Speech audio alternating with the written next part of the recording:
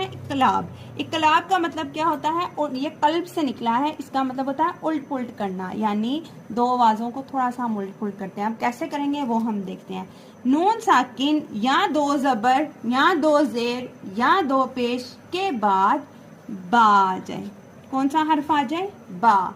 तो यहाँ पे क्या होता है, छोटी सी ना मीम, यूं करके छोटी सी लफ्जों के बीच में मीम पड़ी होती है।